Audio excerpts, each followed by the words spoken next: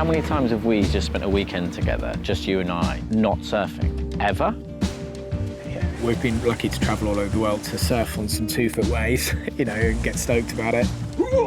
Unless you've done it, you can't know it.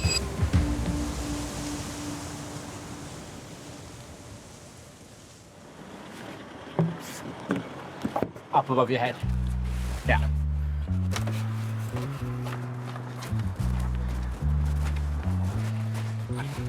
Up. Go on, go. You can be DJ, by the way. Yeah, I love that role. I'll do my best. It says we've got about 4 hours, 5 minutes. We've come to expect as much from a Jemima trip.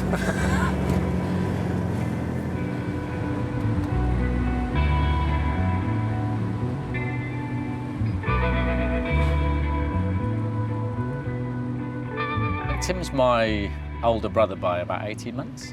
You know, we really fully grew up together. So all the stuff that we were doing as kids, we were always doing it together. We lived in each other's pockets, and then probably through the teenage years, we grew apart a little bit, mainly because, believe it or not, Ben was really straight-laced, and I was a bit of a wild child. We were surfing together the whole time.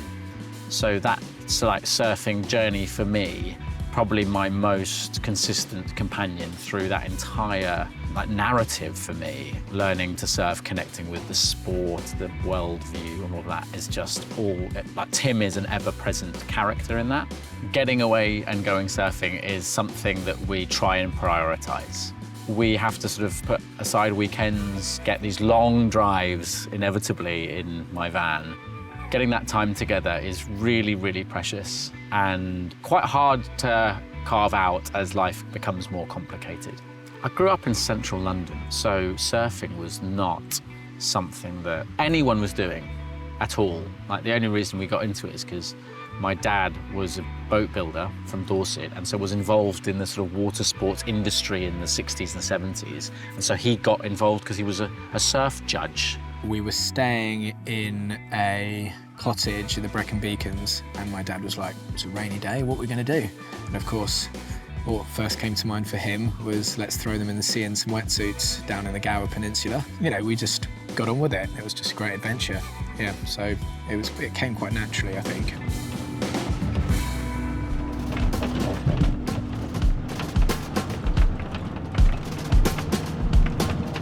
We had a pretty rough time in our teens and early 20s. We were living quite different lives. I was like the golden boy, doing really well at school, going off to university, getting a job straight away. You know, Tim did those things, but was just not maybe pursuing and able to pursue stuff that he would really wanted to. And that just created friction between us. So we sort of came together in our early adult years and started doing trips again. So there were trips to California, Brazil for surfing. But since then, we've been really tight. By noon, we'll have a southeasterly prevailing wind at 12 miles an hour. And actually, the wind farms would suggest that that is already the case. So, good times. I mean, chilled long sesh. Very chill. Look at that. Tropical island style.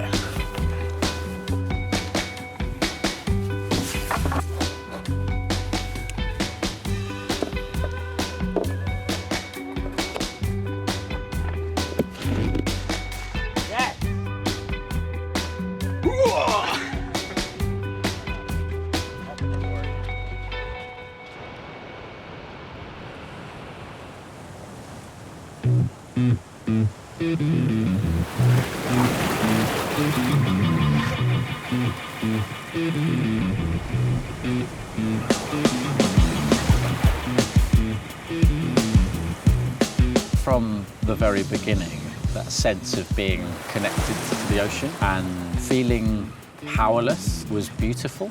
Being in the water and just being tossed around and being humbled by that.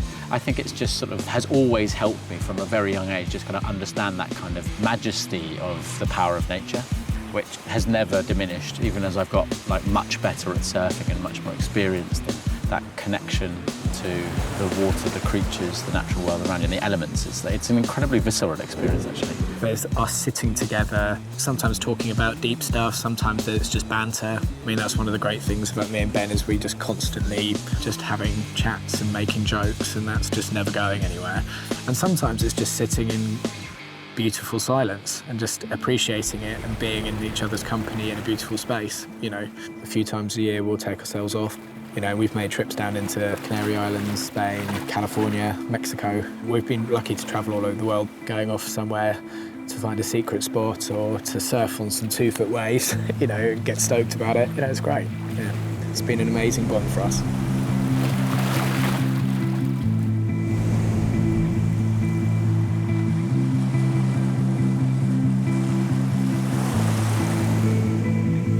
Having that shared experience is really incredible. Even when things aren't going your way in the water, I think looking over and seeing him, there's just something so beautifully comforting in that. I think the thing that makes you come back all the time is just there's this uniqueness to each wave for a start. You know, no wave is exactly the same. That feeling of coming off the back of a wave is just, it's almost like uncontrolled giggling, because it's just like, this is the best thing I've ever done. And you feel that every time. You get off and you just go, give me more. Unless you've done it, you can't know it. I mean, the surf trips are the kind of central part of this because it's just a bit of a key aspect of our relationship.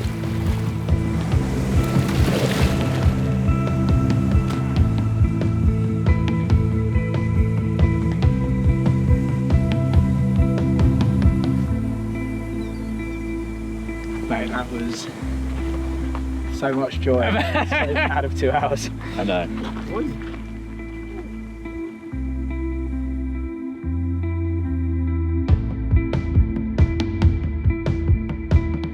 I'm knackered, but I could definitely surf for another 2 hours.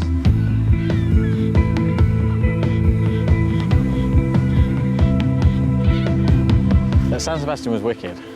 It was really great. I think it's a really good place for me to start. I mean, I've wanted to live in Spain for 5 years, 6 years now.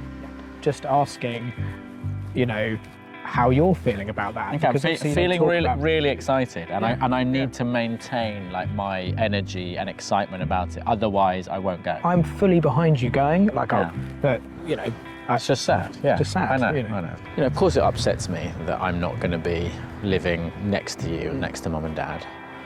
But I'm also like, I have to pursue this. It was so much easier when I was like in my mid-20s. You know, I went off to Guyana, and that was easy. Like, I just don't feel that it's very easy right now.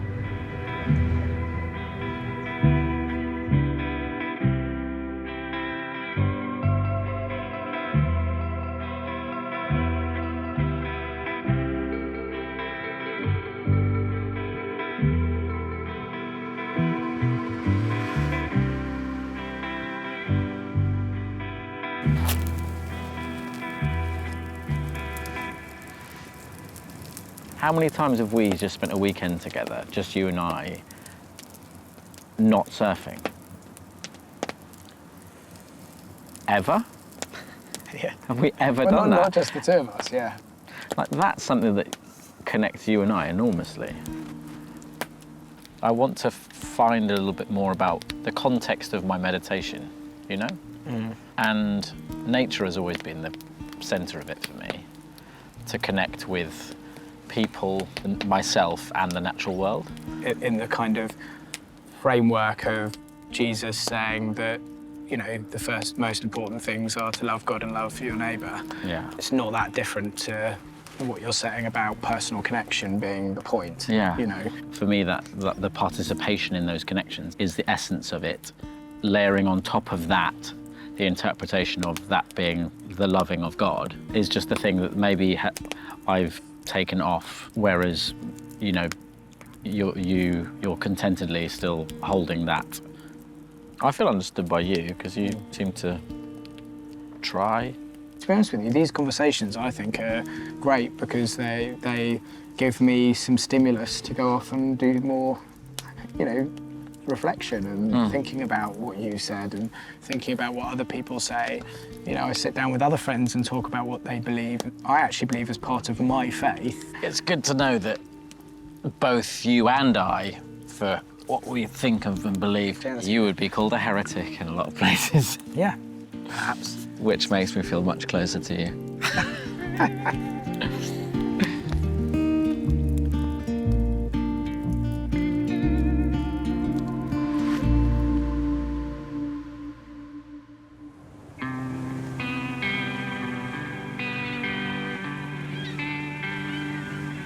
My brother is incredibly loyal and caring.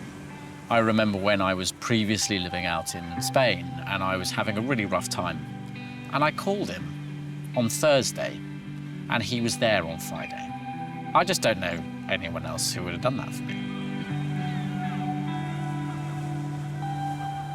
For whatever reason, through a different journey, Ben's ended up sort of going from this very straight-laced little chap into his life being far more, as he would say, nomadic and adventurous.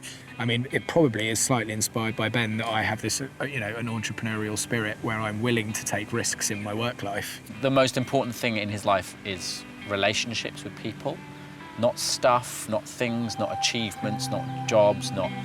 It is simply that and how he can communicate that love to others. And I love that about him. I admire that, and I'd like to think I could be more like that.